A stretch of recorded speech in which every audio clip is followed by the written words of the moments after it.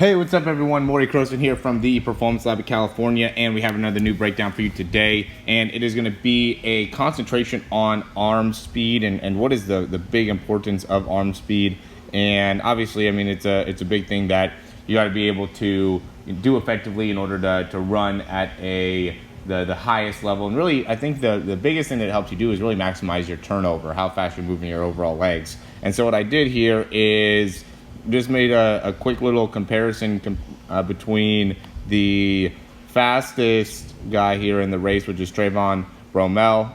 As if you guys are subscribers for a while, you guys know, big fan of Trayvon Bromell and how he runs. As in comparison to the guy that ended up coming in last place in the race. And what I did is, one, looked at overall how many arm swings did Trayvon Bromell do, and did 48 of them all together. And then the guy that came in last in lane 8 here, he got 46. And then the next thing is, how much time did it take to get to 10 arm swings? So for Trayvon Bromell, you can see 1, 2, 3, 4. He gets those first 4 very, very quickly there.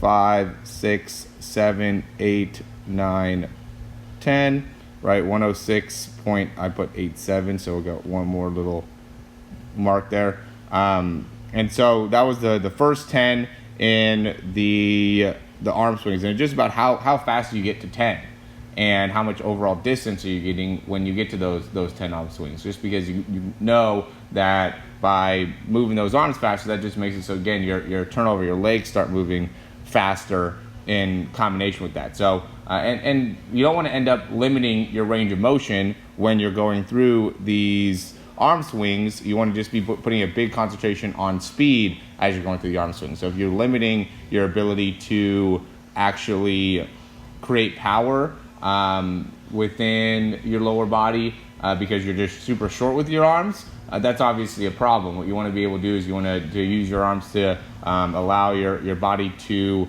work in sync with each other, to make it so you know your upper body's really driving back to make it so if let's say your right arm's driving back, that helps you in getting full extension out of your left leg, as well as when it's driving forward, it helps you get full flexion out of your left leg. So by maximizing the end points of your arm swing, the flexion and the extension, going all the way back and all the way forward, what that does is helps you in generating better force in the lower body in flexion and extension. So just maximizing that's going to be crucial, but then you also have to do that fast. Just because you're doing that doesn't mean you're necessarily optimizing your run, because if you're doing it slow and out of control, then that's actually not going to impact you as much. So you can see 106 here, and then 106.97 is when the guy here in lane 8 ended up getting to it. So already by this, he's 0.1 behind him in terms of where the overall arm swings are.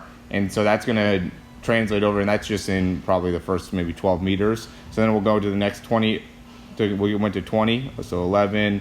I'm looking now at Trayvon. 12, 13, 14, 15, 16, 17, 18, 19, 20. 108.8 here is where he ended up getting to 20 arm swings, and then you could see again, so he's still on, that's 19 for him.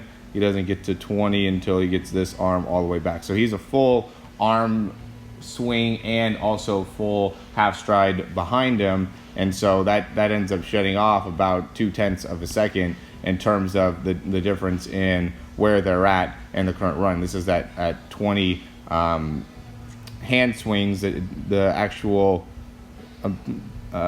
place in the race looks like it's getting close to about 30 meters there in terms of where they're at. And so that ends up being a big impact, because now as time goes on, you know, this number continues to just separate more and more and more in terms of the speed that Trayvon Bromell is moving his arms, to make it so now, you know, he ends up being 2 whole arm swings in front of him by the time the race is over. And those 2 whole arm swings makes it so he's maximizing his force just that much better. So you got to be able to maximize your length in your actual stride, as well as being able to move your arms at a very, very high frequency rate, especially for those first 20 arm swings. If you're not moving your arms fast at the very beginning there, it's going to be very, very difficult for you to get into the right posture. It's going to be very, very difficult for your body to open up, your stride to open up for you to be able to really and truly maximize your run. So really being keen on how your arm swing works, and really, that again, at the beginning of the race, you got to be able to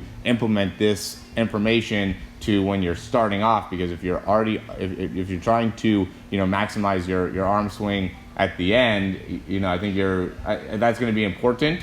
But getting yourself into the correct posture, getting yourself going into top speed, those are the things that your arm swing really is able to impact. And then once you're at your top speed, you just use your arms to really maintain that posture and maintain that efficiency within your body, to make it so you can transition from your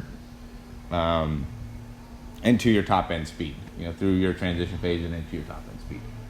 All right, we have a lot of different things that you guys can sign up for or participate in with our programs. You can get individual breakdowns. We have speed programs. We have different things that we offer for athletes that are looking to get faster. We'd be happy to help you out. If you're interested in learning a little bit more, you can send us an email. We have links below, or you can just sign up for the programs. We also have links below for that. As always, if you want to reach out and ask any questions, you can reach out to me at Morey, M-O-R-E-Y, at yourperformancelab.com, or you can call us at 818-578-5013. Thanks, and I'll talk to you soon.